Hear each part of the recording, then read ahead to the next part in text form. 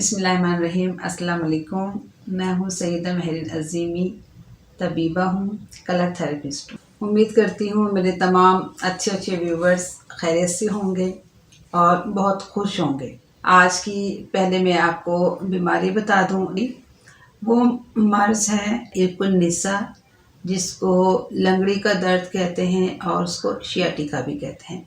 उस पर अभी तफसीली बात होगी। आप लोग मेरी वीडियोस को पूरा देखा करें, उसको लाइक कीजिए, शेयर कीजिए और इससे आपको बहुत ज़्यादा इन्फॉर्मेशन मिल रही है मेरी वीडियो से, तो आप लोग मेरे चैनल को ज़रूर सब्सक्राइब किया कीजिए। ये आपकी तरफ से मेरे लिए गिफ्ट है और मैं आप लोगों के अच्छे कमेंट्स का इंतज़ार करती हूँ। मुझे कमेंट्स ज़रूर करें और कमेंट्स में ज़रूर ये बताएं कि आप किस शहर से या किस मुल्क से जो है मेरी वीडियोस जो है वो आप देख रहे हैं। ये मेरे लिए बहुत ज़्यादा एज़ाज़ की बात होगी। अल्लाह ताला ने हर इंसान को खूबसूरत पैदा किया है। हर इंसान जब पैदा होता है बहुत खूबसूरत होता है। क्यों? इसलिए कि अल्लाह ताला ने इंसान को बड़ी ही मोहब्बत से और सन्नाई से एक शाहकार की सूरत में इंसान को पैदा किया है। हर इंसान की ख्वाहिश होती है कि वो खूबसूरत नज़र आए। तो आज मैं आपको चंद असूल बताती हूँ जिनको अपनाकर आप जो हैं बहुत खूबसूरत नज़र आएंगे और आपको दायमी खूबसूरती हासिल होगी। अगर आप चाहते हैं कि आपके हाथ खूबसूरत हों तो आप अपने हाथ से सदका दिया करें, आपके हाथ खूबसूरत होना शुरू हो जाएंगे। अगर आप चाहते हैं कि आपकी आवाज़ खूबसूरत हो जाए तो आप लोग कुरान पाक की तिलावत करें, उससे आपकी आवाज़ में बड़ी खूबसूरती और बहुत ताज़गी आ जाएगी। अगर आप चाहते हैं कि आपकी आँखें खूबसूरत हो जाएं तो आप अल्लाह ताला की याद में, अल्लाह ताला के हुज़ूर नदामत के आंसू बहाएं। अगर आप चाहते हैं कि आपका चेहरा खूबसूरत हो जाए तो आप लोग 5 वक्त वज़ू किया करें, उससे आपके चेहरे में बहुत खूबसूरती और निखार आ जाएगा।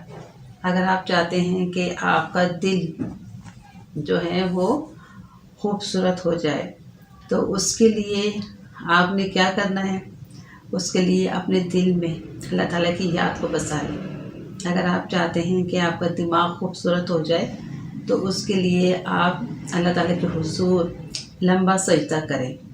इन चीज़ों को अपनाकर आपके अंदर ज़ाहिरी और बातनी खूबसूरती जो है वो पैदा हो जाएगी। इंटरनेशनल रूहानी स्कॉलर और मेरे रूहानी उस्ताद ख्वाजा शमसुद्दीन अज़ीमी साहब फरमाते हैं कि इंसान इंसान की दवा है, यानी इंसान इंसान की ज़रूरत है। जदीद रिसर्च से ये बात सामने आई है कि जो लोग दूसरों के काम आते हैं तो दूसरों के काम आना दूसरों के लिए फ़ायदेमंद तो होता है, लेकिन इसके साथ साथ उन लोगों के लिए भी बहुत ज़्यादा फ़ायदेमंद होता है कि उनकी सेहत पर बहुत अच्छे असरात मुरतब होते हैं।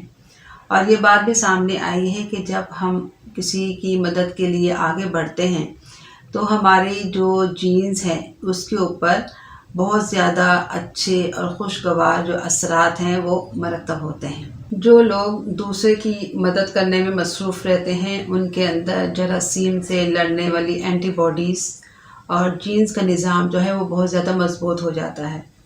फ़कत अपनी ज़ात में गुम रहने वालों के मुकाबले में किसी मकसद के तहत ज़िंदगी गुजारने वाले लोगों के अंदर जो है इम्यूनिटी वो बहुत ज़्यादा उनके अंदर बढ़ जाती है और वो लोग जो हैं बहुत अच्छी पुरसुकून ज़िंदगी गुजारते हैं, जो दूसरों का एहसास करते हैं, दूसरों का ख्याल रखते हैं। इलाज मुआलजा अपनी जगह बहुत अहम रखता है, अहमियत है उसकी, उससे इनकार मुमकिन नहीं है, लेकिन इसके बावजूद हर इंसान के अंदर एक जौहर मसीहाई मौजूद होता है। हम सब एक कायनाती तवानाई के ज़रिए एक दूसरे से जुड़े हुए हैं। इंसान हो, जानवर हो, पौधे हों, सब में ये कायनाती तवानाई जो है वो दौर कर रही है। जितनी ज़्यादा मोहब्बत के जज्बात होंगे, खुलूस होगा, दूसरों की खिदमत खल्क़ का जज्बा हो, जितना ज़्यादा हमारे अंदर होगा उतनी ज़्यादा इस तवानाई को फ़रोग़ मिलेगी और उससे ज़्यादा हम लोगों को सेहत और तंदुरुस्ती हासिल होगी। चलें रंग रोशनी की बात करते हैं। पिछली वीडियो में मैंने दूधिया रंग की रोशनी का जिक्र किया था, उसके कुछ ख़वास बताए थे। अब कुछ और ख़वास मैं बताती हूँ। दूधिया रोशनी जो है वो अपने तवाज़ुन को कायम रखती है और ये दूधिया रोशनी जो है जिस्म के जो इस्तेमाल होने वाली चीज़ें हैं उनके अंदर ये सराहियत कर जाती है। यही वजह है कि जो रूहानी लोग होते हैं उनकी चीज़ों को इस्तेमाल की हुई चीज़ों को तबरुक के तौर पर महफूज कर लिया जाता है, क्योंकि उसके अंदर से जो लतीफ़ लहरें हैं वो निकलती रहती हैं और उन लहरों के फैलाव को ही फैज़ कहा जाता है। शफ़ाफ़ बातिन में जो ये रोशनियाँ हैं वो महफूज रहती हैं, फैलती रहती हैं, जिसकी वजह से माहौल जो है वो मुनव्वर रहता है। अब सवाल ये पैदा होता है कि हम ये दूधिया रोशनी को हम लोग कैसे हासिल करें। इसका ये तरीका है कि आप अपने दुनियावी कामों में से थोड़ा सा वक्त निकालें, किसी गोशे में आप तन्हा बैठ जाएं और आप लोग जो हैं वो नीली रोशनी का मुराक़बा करें। इसके करने से जो ये रोशनी है बहुत ज़्यादा हमारी रूह के अंदर जो है वो ज़ख़ीरा होती रहेगी और हमारे लिए बहुत ज़्यादा फ़ायदेमंद भी है। चलें आज अपनी जो बीमारी है उसकी तरफ चलते हैं। जो मैंने बताया कि इरकुन्निसा यानी शियाटिका उसको कहते हैं और इसको लंगड़ी का दर्द भी कहते हैं। शियाटिका का जो दर्द है वो बहुत ज़्यादा सख्त अज़ियतनाक दर्द होता है।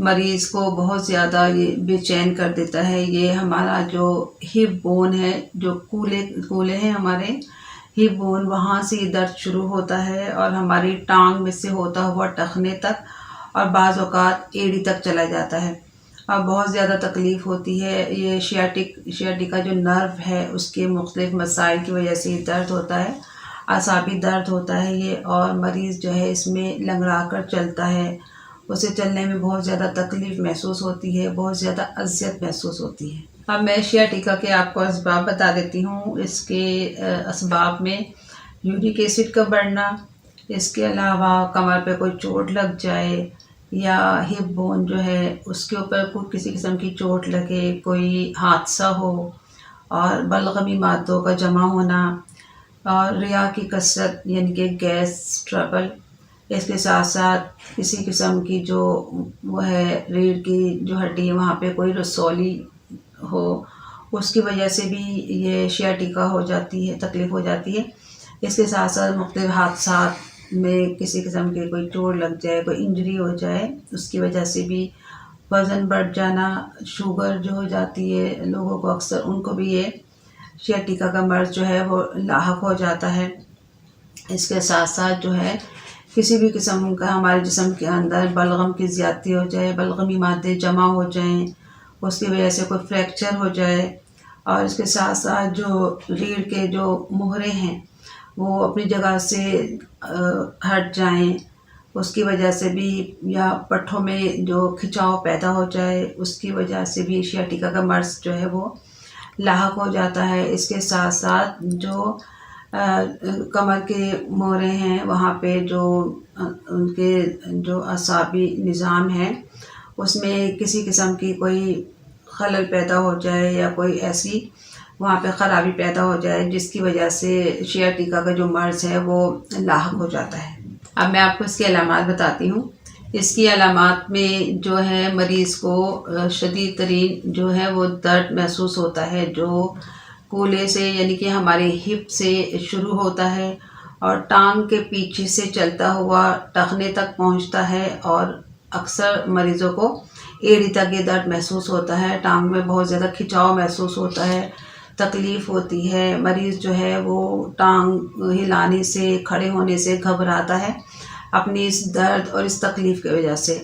इसके साथ साथ जो है वो अक्सर जो लोग हैं उनके पैर सुन्न हो जाते हैं, कहते हैं कि हमें सुइयाँ चुभती महसूस होती हैं। मरीज़ बहुत ज़्यादा चिड़चिड़ा हो जाता है और ज़िंदगी की दिलचस्पियों में बहुत ज़्यादा वो जो है कम हिस्सा लेता है, क्योंकि चलना फिरना आपको पता है हमारी ज़िंदगी का कितना अहम रोल होता है। अगर हम एक ही जगह बैठ रहे हैं तो ज़िंदगी बेजार हो जाती है। जब हम चलते फिरते हैं, भागते दौड़ते हैं, वॉक करते हैं, तो उसी में हम लोग जो है अपनी ज़िंदगी जो है वो खुशियाँ तलाश करते हैं। अगर एक ही जगह इंसान जम के रह जाए तो वो बहुत ज़्यादा बेजार हो जाता है और इस मर्ज़ में मरीज़ चिड़चिड़ा हो जाता है उसकी इस तकलीफ़ की वजह से उसकी नींद भी डिस्टर्ब होती है, नींद भी उसको सही नहीं आती है। इस तकलीफ़ की वजह से बार बार उसको चलना पड़े या वॉशरूम जाना पड़े, उसके लिए बहुत ज़्यादा मुश्किल हो जाता है। भूख भी ऐसे मरीज़ों की कम हो जाती है और ऐसे मरीज़ जो है चिड़चिड़ेपन का इज़हार करते हैं, बेज़ारी का इज़हार करते हैं, और जब भी उन्हें खड़ा होना होता है, उन्हें ये खौफ लाक होता है कि अब ये तकलीफ़ होगी, पूरी टाँग जो है ऐसा महसूस होता है जैसे पूरी टाँग खिंच गई है। बहुत ज़्यादा दर्द महसूस होता है, कभी ये दर्द एड़ी में चला जाता है, कभी जो है टखने तक महदूद रह जाता है, लेकिन बहुत ज़्यादा मरीज़ को अज़ियतनाक दर्द महसूस होता है। मरीज़ जो है वो लंगड़ा कर चलना शुरू हो जाता है और इस तरह महसूस होता है जैसे मरीज़ की एक टाँग छोटी बड़ी है। जब वो चलता है लंगड़ा कर तो यही फ़ील होता है जैसे टाँग छोटी बड़ी हो गई है, हालाँकि ऐसा नहीं होता, लेकिन उसकी तकलीफ़ की वजह से ये चीज़ जो है अक्सर लोग जो है वो इसको नोट करते हैं।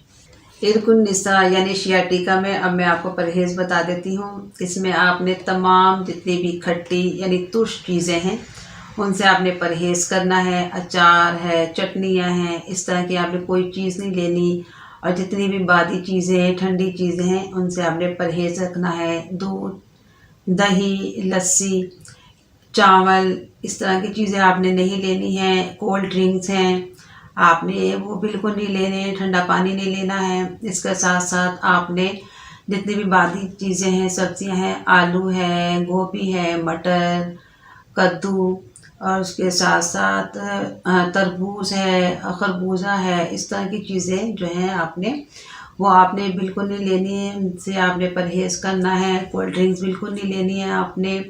इसके साथ साथ बेकरी के आइटम हैं, जंक फूड है, उससे आपने परहेज़ करना है। और आपने जो है वो खाने में मुर्ग़ का भुना हुआ गोश्त लेना है, बकरी का शोरबा ले सकते हैं आप चपाती के साथ। इसके साथ साथ अंडे हैं, करेले कीमा है, वो आप लें। दालचीनी और उसका दालचीनी का कहवा बना के वो लें। और इसके साथ साथ आप आंवले का मुरब्बा है वो आप एक थोड़ी सी मिकदार में एक ले सकते हैं। इन चीज़ों के इस्तेमाल करने से आपका जो ये मर्ज़ है, जो शियाटिका का मर्ज़ है, उसको फ़र्क होगा, क्योंकि आपको पता है precautions is better than cure. लेकिन आपने क्योर के साथ साथ आपने परहेज़ भी करना है और इलाज भी करना है। जब हम परहेज़ नहीं करते तो वो हमारा जो हम इलाज कर रहे होते हैं, हम दवा खा रहे होते हैं, उसका असर जो है वो कम हो जाता है। और अगर इलाज और परहेज़ दोनों किए जाएँ तो उसका जो फ़ायदा है वो पूरा पूरा मिलता है और मरीज़ को जो है वो सेहत हासिल हो जाती है। इसमें आपने 3 कलर का पानी बनाना है। ये येलो, फिरोज़ी और ये ऑरेंज। ये आपने जर्द रंग का जो पानी बनाना है, इसके लिए आप कैसे बनाएंगे, शीशे की आपने बॉटल ली और ये इसके ऊपर मैंने सेलोफिन पेपर येलो कलर का चढ़ाया हुआ है शीशा टेप से, ये आप इसको चढ़ा लें। उसके बाद आपने स्टील के बर्तन में पानी उबाला, उसको ठंडा किया और यहाँ तक इन तीनों बॉटल्स की ये इतनी नेक खाली रखिएगा। इन तीनों बॉटल्स पे आपने जो है वो भर लिया और इन तीनों बॉटल्स को लकड़ी के एक तख्ते पर फासले से आपने रखना है ताकि एक दूसरे पर इसका शेडो ना पड़े। सुबह आपने 10 बजे से शाम 4 बजे तक धूप में रखना है। उसके बाद आप उठा लें। फिर आपने 3 दिन तक ये पानी पीना है। ये जो जर्द शुआओं का पानी है ये आपने सुबह शाम आधा कप, और ये जो फिरोज़ी पानी है ये खाने से पहले 2 टाइम आधा कप पीना है। और ये जो है ऑरेंज कलर का पानी, ये खाने के बाद ये भी आपने आधा कप पीना है दोनों टाइम। आप ये जो ऑरेंज मैंने ये बनाया है ये 2 कलर को मिला के बनाए हैं। ये देखें, ये 2 कलर की शीट है, सेलोफिन पेपर है, ये रेड और ये येलो। जब आप इन दोनों को मिलाएंगे तो ये ऑरेंज कलर बन जाएगा। इसके साथ आपने एक काम और करना है। शियाटिका में क्योंकि दर्द बहुत ज़्यादा होता है तो आपने ये green sun rays colour oil है, ये आपने पूरी टांग पर, जिस टांग में आपको तकलीफ़ हो रही है, शियाटिका की तकलीफ़ हो रही है, उस पूरी टांग पर आपने एंटी क्लॉकवाइज सर्कल, उल्टे दायरों में 10 मिनट तक ये आपने मसाज करना है पूरी टांग पर। इसके बाद ये है नीला। ये नीला तेल जो है ये आपने आपके पीछे कमर पर जो हिप है वहाँ पे वो जो मोहरा है कमर का, वहाँ पर आपने उस कमर के मोहरे पर ये 10 मिनट तक लगाना है। ये भी उल्टे दायरों में ही लगेगा एंटी क्लॉकवाइज सर्कल में।